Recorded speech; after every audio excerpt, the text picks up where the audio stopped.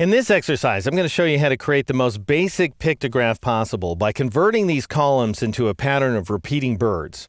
I've saved my progress as legendarybirds.ai, found inside the 27 graphs folder, and I'll tell you something about these legendary birds here. They are driving me nuts. Fortunately, I came up with something that will prevent the legend from breaking down to quite this extent in the future. So let me show you what I mean.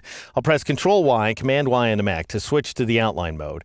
And using my group selection tool right here, I'm going to go ahead and marquee around this square and this hummingbird. So the very first square and hummingbird pair. And then I'm going to drag the bottom right anchor point until it more or less aligns with that point in the peaceful point text. You may recall that you can drag point text by its point and it'll snap into alignment with other things, but the other things will not snap into alignment with the point text. It's so great that we're experiencing this culmination of all the weird little things about Illustrator all at once. I'm really enjoying myself here. Now, I figured out that the distance between the line peaceful and joyful, and then between joyful and living in harmony, is 31 1/3 points. So what I'm going to do is marquee the next square and hummingbird pair using my group selection tool. I'll grab that bottom right anchor point again, and I'll go ahead and snap it into alignment, not with the point text, but rather with the other hummingbird. So now that I've got it locked where I need it, I'll go ahead and double click on that group selection tool in the toolbox, and I'm seeing the last move I made. That is the one where I dragged the second bird into alignment with the first bird. Instead, I want a horizontal movement of 0 and a vertical movement of 31.3333, and just jam on the 3 key a few times and then press the tab key. And Illustrator will go ahead and round it off to whatever is the most 3s it can handle. Then go ahead and click OK. And you get this beautiful alignment right here. I'll go ahead and marquee the third bird in its square. Go ahead and drag that bottom right point until it snaps into alignment. Double click on the group selection tool here inside the toolbox. See the last movement you just made, which is not right at all. Enter 0 for horizontal, 31.333333, bunch of times. Press the tab key, and then click OK in order to achieve this effect here. Press Control-Y, Command-Y on the Mac. Looks decent. Not perfect, but looks pretty good.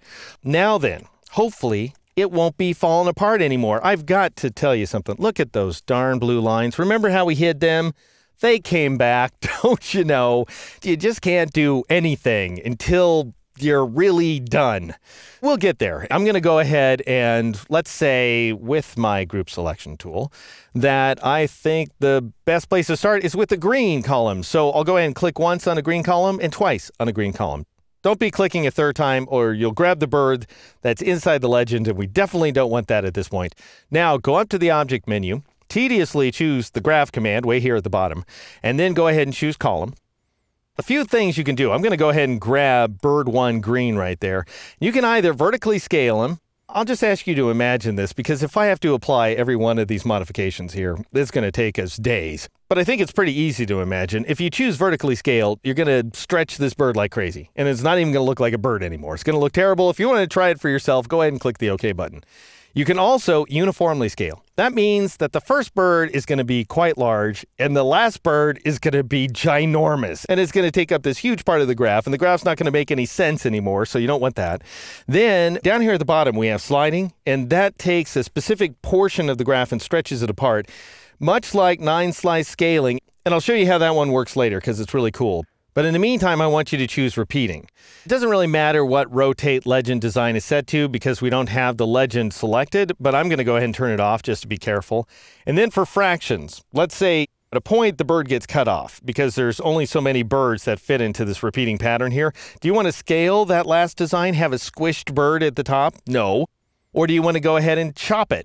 Yes, you want to chop it. This is a new word for crop or clip or something like that inside of Illustrator, but whoever designed this feature decided to call it a chop. So go ahead and choose that one. Before you click OK, you've got to say each design represents so many units. And in our case, it's so many percentage points. You could say something like 2. However, it's possible that any one of these items is divisible by 2. And if so, then you're going to have problems. There's a bug that basically doesn't chop things properly. And so anything that's divisible by 2 is just going to sail through the roof.